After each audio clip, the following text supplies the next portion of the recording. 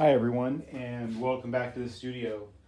Today I want to talk a little bit about and demonstrate a little bit of the beginnings of um, structural drawing.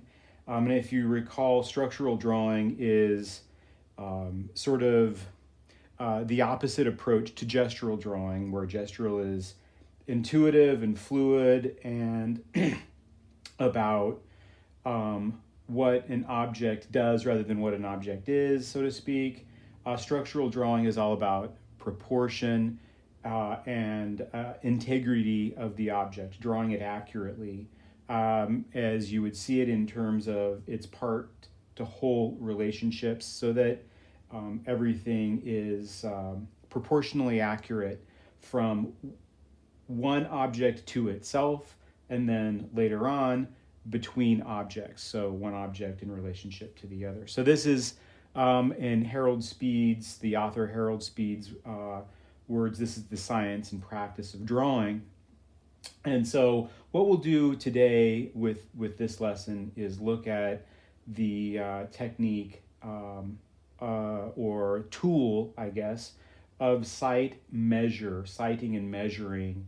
And this is a tool that will help you to find accurate proportions and line direction to get at the structural integrity of, in this case, just a single object. So the first thing to do in this is to pick an object to draw and get set up. I've chosen, in this case, this teapot.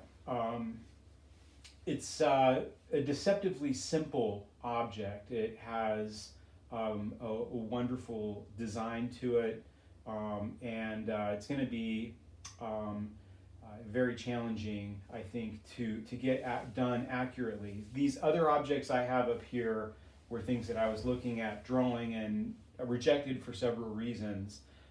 This drill would be a super fun object to draw, and I'm going to use it for a demonstration later on. It's just a cool looking, well designed object, and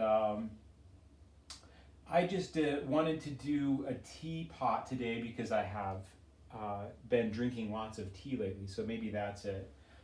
So I'll come back to this object in another demonstration. This little skull, would have been a good choice as well, but I've been drawing a lot of skulls lately and I'm kind of getting bored with it, so that gets thrown into the maybe draw later pile. This little toy would be super fun, and little toy paladin guy, swordsman, but I don't know, I'll come back and draw that later too. It maybe draw him in relationship to some other toys. That would be a fun thing. These two are not going to be good objects, and I wanted to throw in some stuff to not choose. I love, this is an old Potts powder tracing cloth. This is an old Draftsman's powder that was a gift to me. I love the design within this object. I love this typography and the way that this is all set up and designed. But the object itself is boring. The shape is utilitarian, but which makes it less interesting to draw for this purpose than those. Now, if I want to learn some stuff about design and typography and the way that this is all set up, then I would draw that. I love my hat as well, but it's too frumpy. And this would be good for other drawing practices. But for now, for reasons that I think you'll see later, I would not choose this. So maybe choose an object more like that, that more like this pot. I don't know. Find something interesting anyway.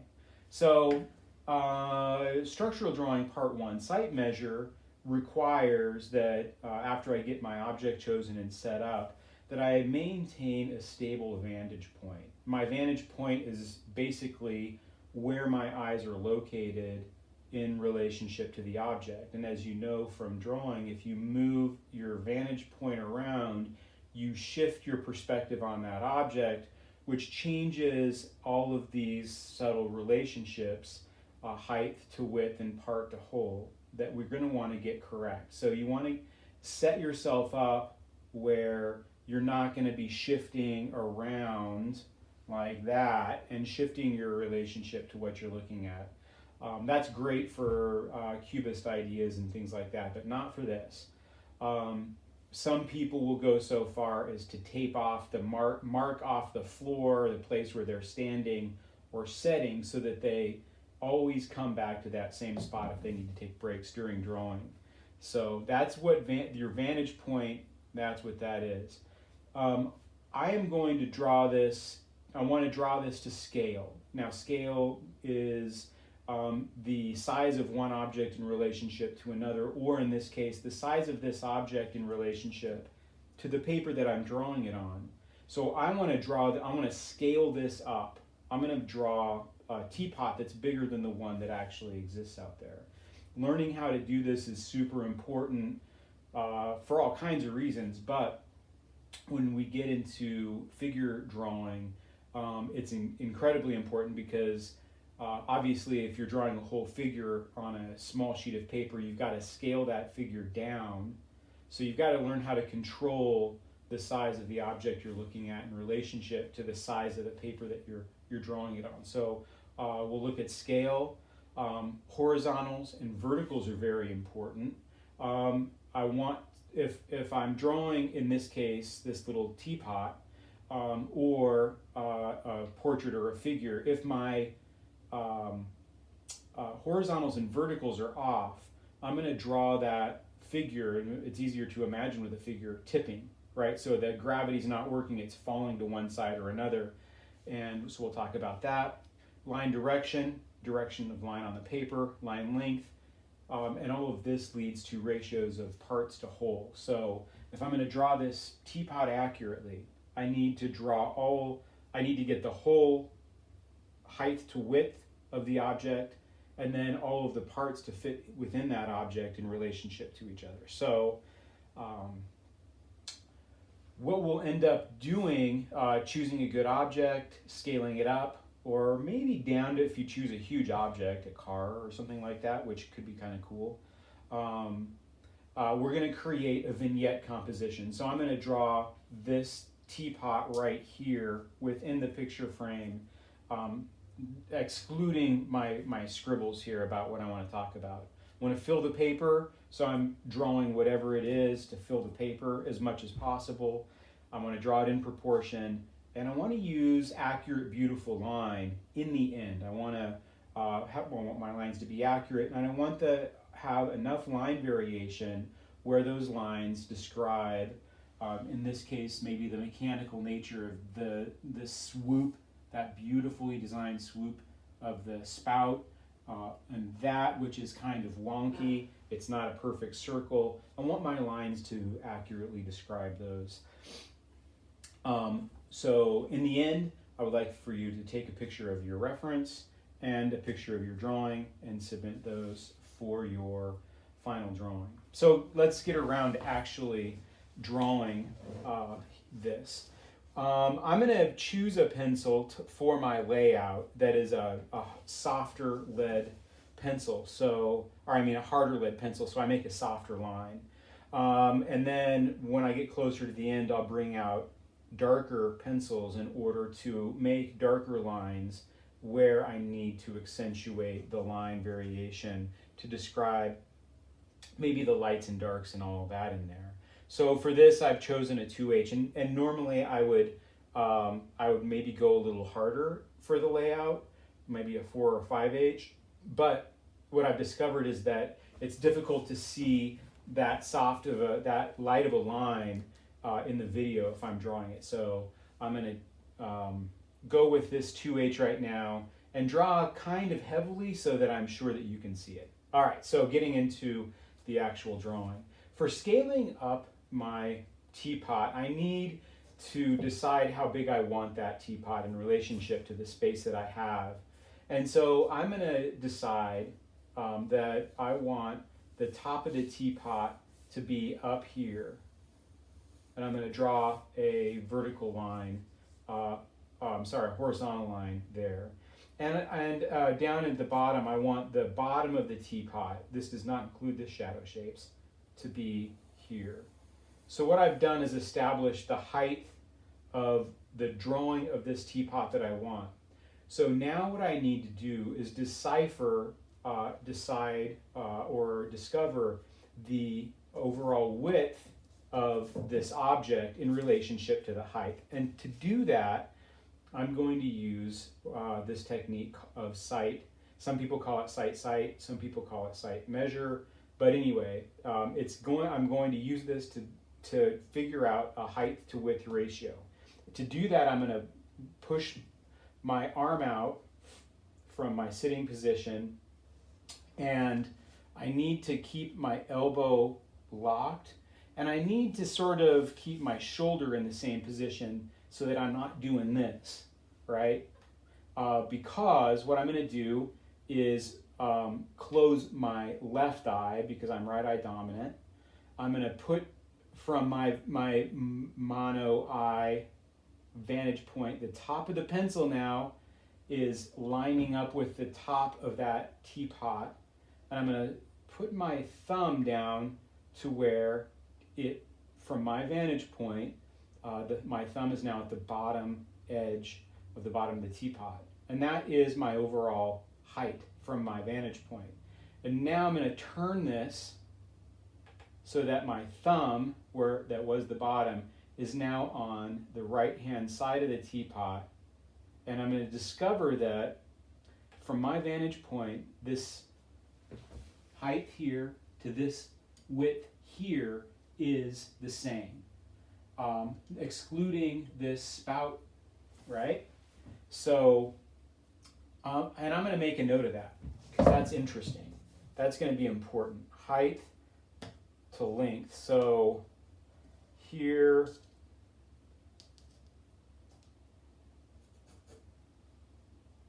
let me make sure I've got that right. That height. Huh? Yep, that's pretty damn close. I'll alter that later if I need to. That's doing here. Okay. Now I want to figure out how long I need to make it for that spout. So I'm going to go back, put my arm in the same spot, lock my elbow, top of the pencil at the top of the teapot, bottom of my thumb, the thumb at the bottom of the teapot, and there's the one. Now, how much extra is that sticking out there? And I'm gonna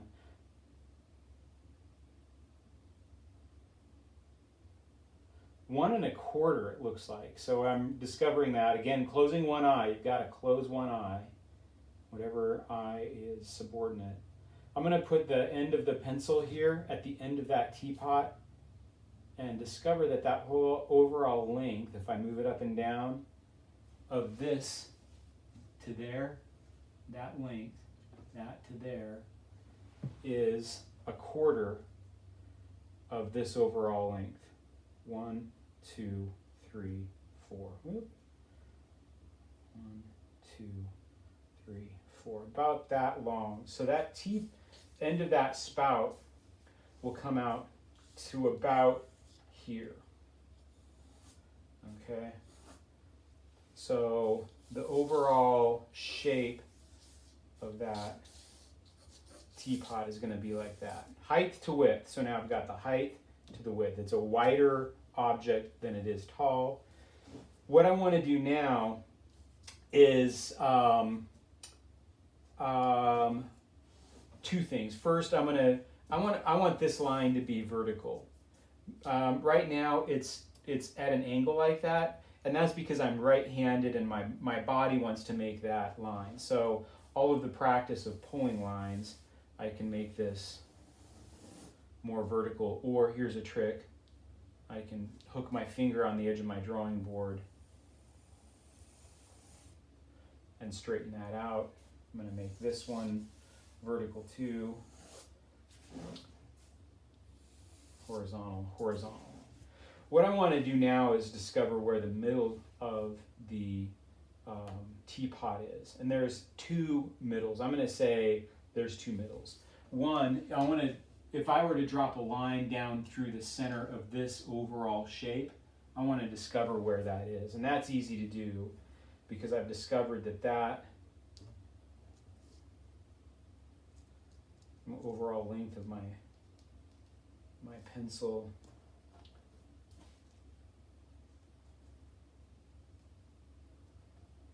right here, maybe.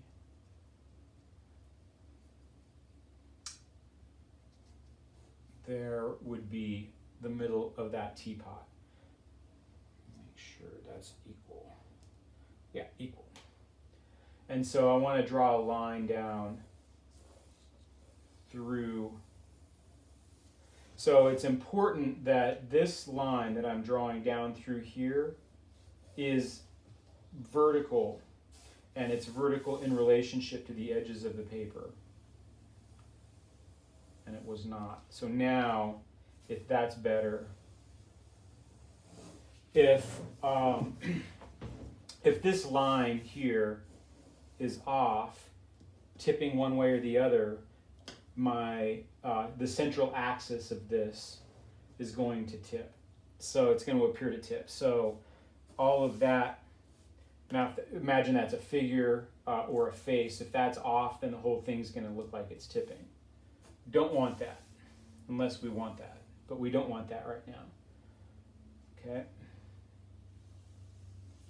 Double check. Okay. So now what I want to do is discover from this here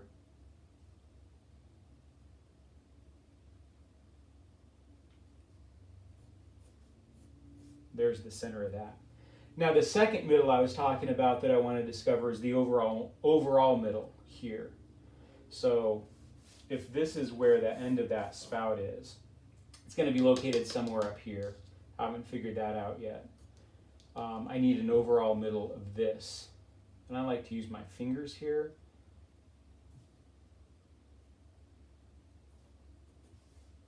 Okay, so that's the middle of my drawing of the teapot. And if I discover that here, if I, again, put my arm out in my sight measure position,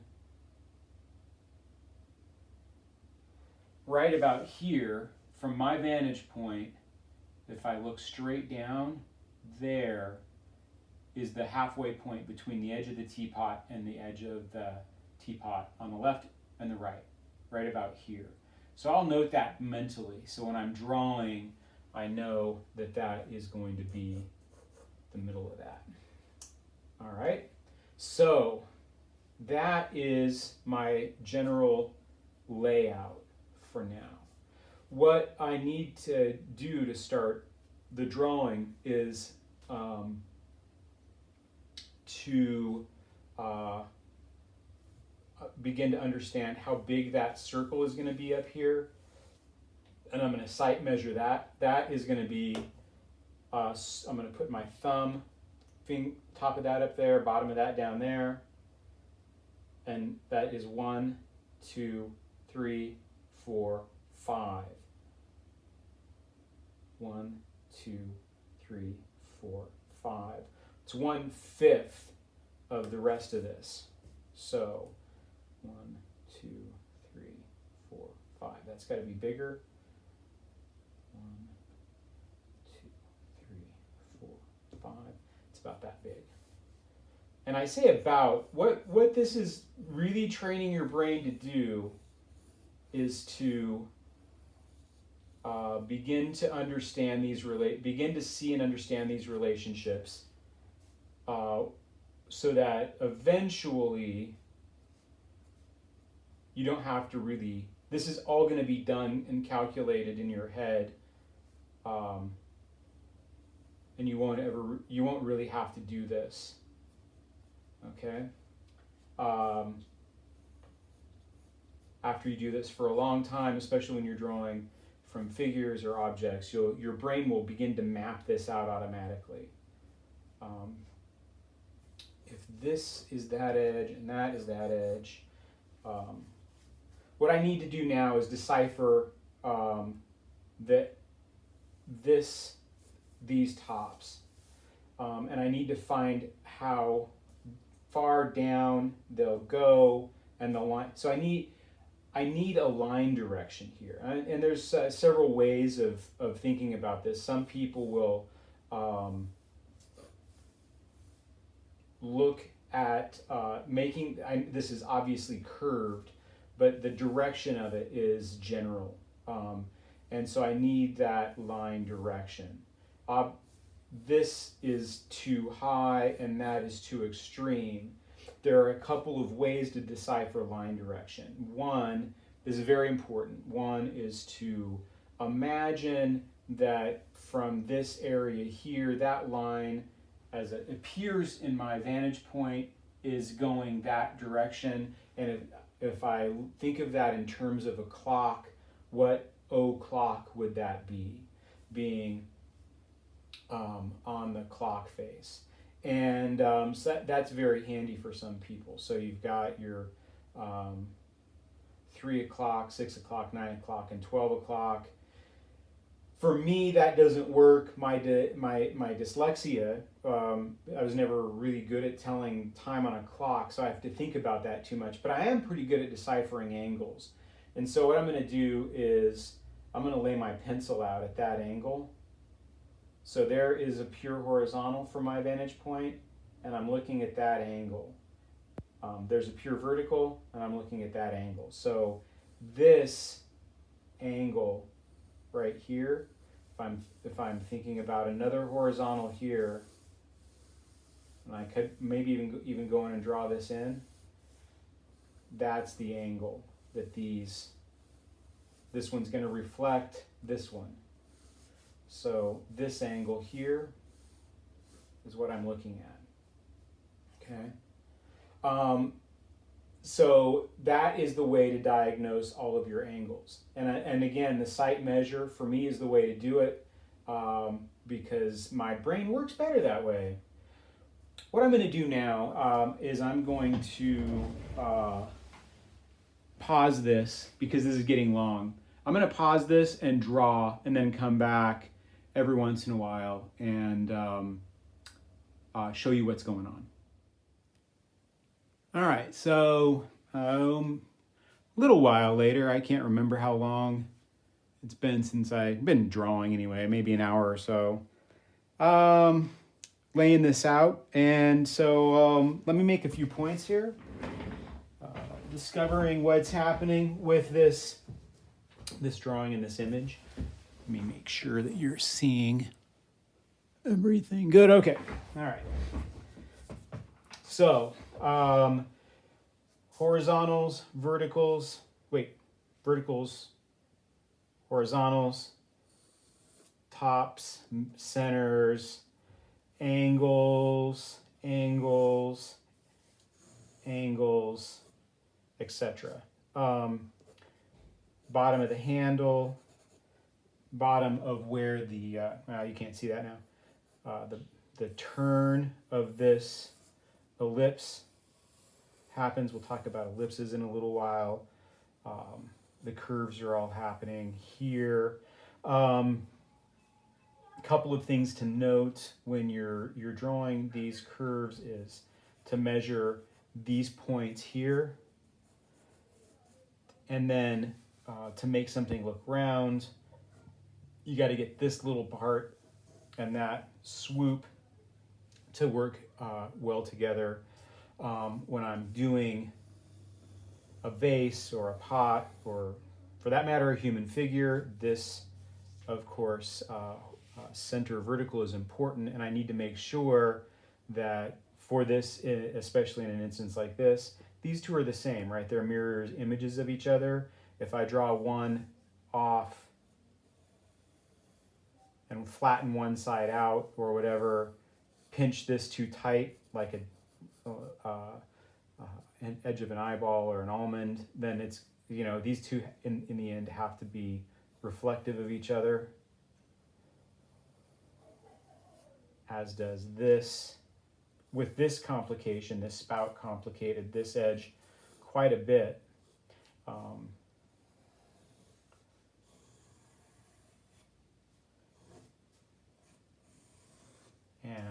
this, looking really closely at the shape of this teapot, which is on the surface level, it looks very simple, but it's a very beautifully complicated form, the way that the top and the bottom little the shapes all fit together. It's what makes it so visually intriguing and wonderfully designed. Let's see, it's important, I can't understate the importance for structural drawing, the mapping things out, horizontals and verticals, wherever you're trying to figure out, like this is the overall center here, but in relationship to that, or in relationship to the parts in the whole, how far does this handle come, where this needs to be laid out here. And you can see, I think, in the video, anyway, all of the marks I made that were off, right? There's all kinds of measuring marks and stuff that I went back in and had to redo because they were off in relationship to each other. The more I look, the closer I see, the more subtleties I see, and the more accurate my decisions are made in relationship to the overall size and proportion relationship of things to the objects. Now, what I want to do, I'm not going to go into this teapot has a bunch of detail on it. I'm not interested in that right now. I might be later on. But right now, what I'm really interested in is getting the overall contours of this drawing clean and precise. And so I'm going to grab a slightly softer graphite pencil, in this case a single H, and I'm going to go into the drawing and begin to clean it up and add some details, little ornamentations that are important in describing the overall shape of this teapot. And I'll come in. I don't want to eliminate all of those lines, finding, I call them finding marks or mapping marks or whatever. I just want to push them back a little bit with the eraser. Some really great drafting drawings of cars modeling, or designers creating designs for everything from garden shears to automobiles, and you see these beautiful lines left in there to show, they're showing off, actually, they're showing their process.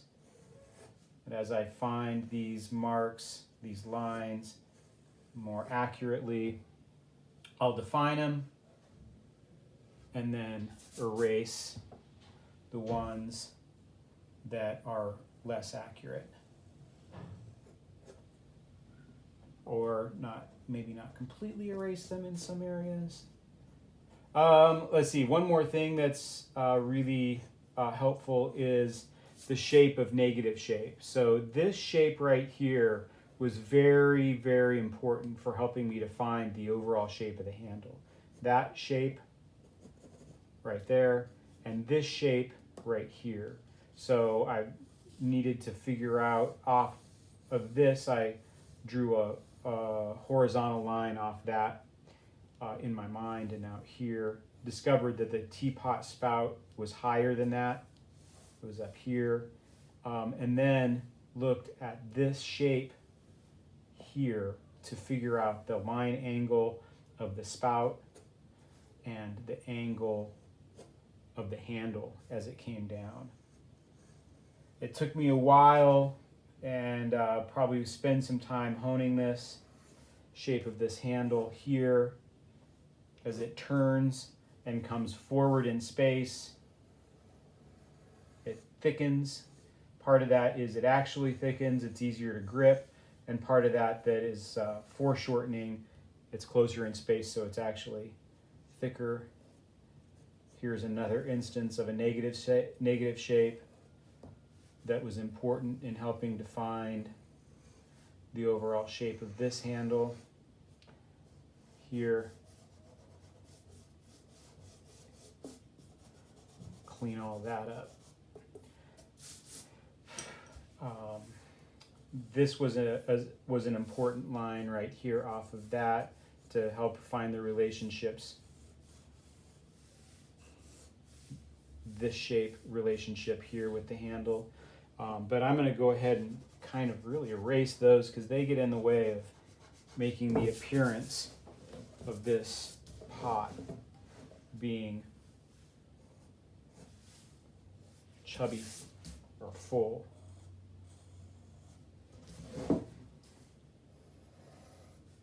Whoa, careful there.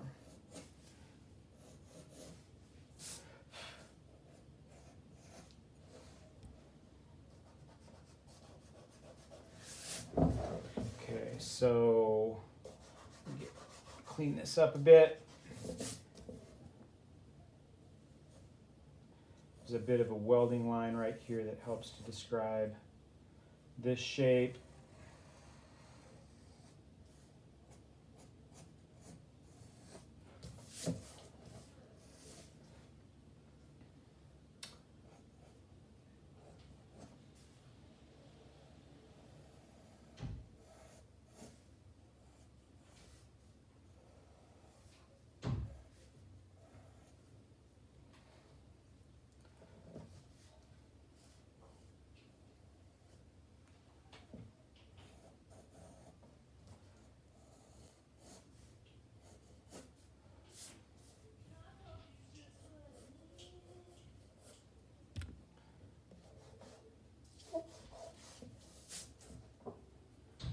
All right.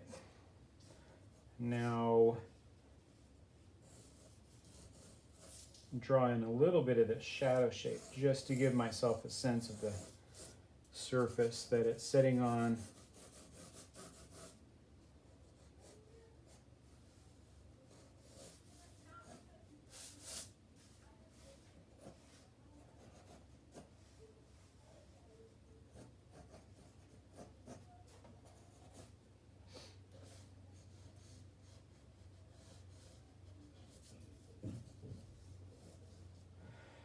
Finally, what I want to do is get some line variation into the drawing so that it's not all one line weight. And it's not too bad as it is, but I'm going to come in and really weight some of these lines down here to give a sense of the weight and darkness. Some of those lines are dark and weighty. These lines are actually in through here lighter, or there's less contrast with them. So I want to be accurate about them, but they're definitely not as designed or as defined, I'm sorry, right word,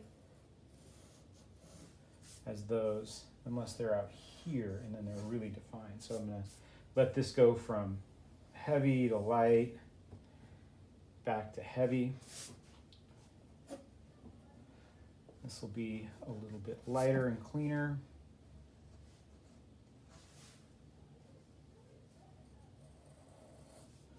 Defined, lighter and cleaner.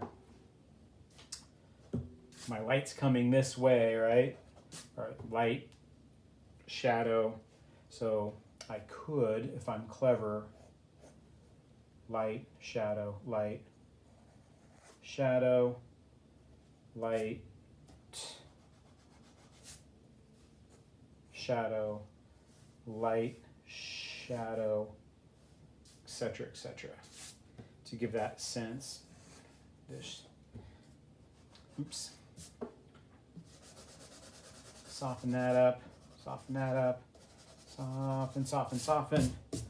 And that's pretty good for now. I'll probably jack around with it for quite a while enhance it some more. But between these two videos, this gives you a really good idea of this technique, what we're going to do in the future after we learn to draw one object in proportion with itself, one relatively simply complex object like this. Then we'll put several objects together, draw them in proportion to themselves while they are in proportion to other objects. And so we'll keep increasing the skill set. Awesome. I hope you're all having a great time. Have fun drawing, and I'll see you soon. Bye.